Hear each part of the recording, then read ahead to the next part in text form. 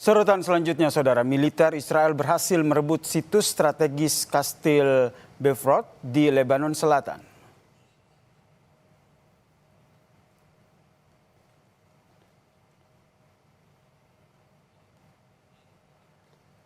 Pendudukan benteng bersejarah berusia 900 tahun ini menandai pergerakan pasukan darat Israel yang semakin jauh menembus wilayah Lebanon melampaui garis batas wilayah di Sungai Litani. Bersamaan dengan itu, saudara, militer Israel juga memperluas zona evakuasi paksa bagi warga sipil di Lebanon Selatan hingga ke bawah Sungai Zahrani.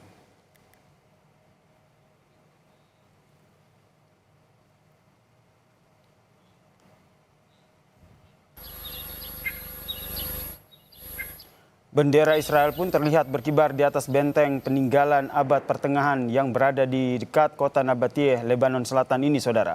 Perdana Menteri Israel Benyamin Netanyahu menyebut pencapaian ini sebagai perubahan haluan yang menentukan dalam ofensif militer mereka terhadap Hizbullah.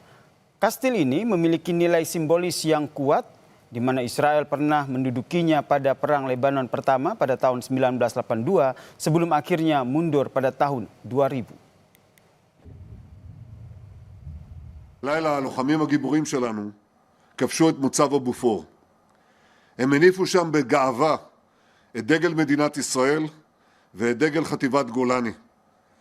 אני מזכיר לכם שלפני 44 שנים המקום הזה היה סמל לקרב גבורה הירואי של לוחמינו, אבל גם היה סמל למחלוקת עמוקה בתוכנו. היום חזרנו לבופור אחרת. חזרנו מאוחדים, נחושים, חזקים מאי פעם. Israel, di mana pesawat tempurnya juga menyerang berbagai desa di Lebanon Selatan pada hari Minggu waktu setempat. Satu serangan menghantam lingkungan Al-Bayat di kota Nabatiyeh Selatan, menargetkan gedung apartemen Harp berlantai 12 dan menghancurkannya. Kepulan asap terlihat di beberapa lokasi, sementara itu para medis pun bergegas ke area tersebut dan mencari di antara reruntuhan.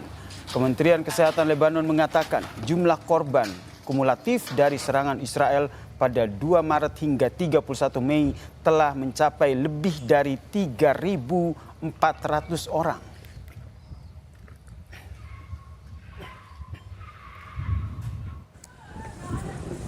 Israel juga membombardir wilayah Tyre di Lebanon Selatan, saudara. Serangan tersebut menghantam bangunan di dekat rumah sakit Hiram dan melukai 13 staf rumah sakit. Militer Israel mengatakan pasukannya melancarkan serangan di Tyre terhadap lokasi-lokasi yang diklaim sebagai pusat komando Hizbullah. Israel telah menetapkan garis kuning di Lebanon Selatan untuk mencegah penduduk kembali ke Israel telah menetapkan garis kuning di Lebanon Selatan untuk mencegah penduduk kembali ke daerah-daerah yang berada di bawah kendali Israel. Taktik yang sama juga digunakan di jalur Gaza, di mana warga sipil dilarang memasuki zona-zona tertentu berdasarkan perjanjian gencatan senjata.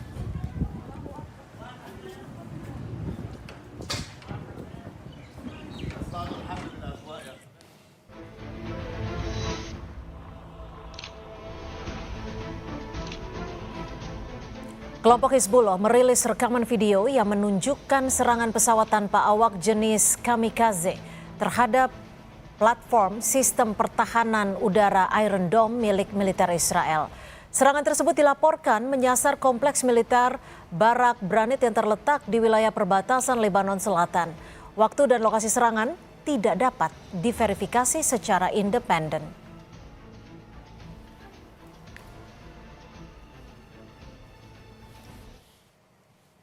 Sementara itu, saudara, 4 warga Israel terluka dalam serangan pesawat tidak berawak di Israel Utara Minggu waktu setempat.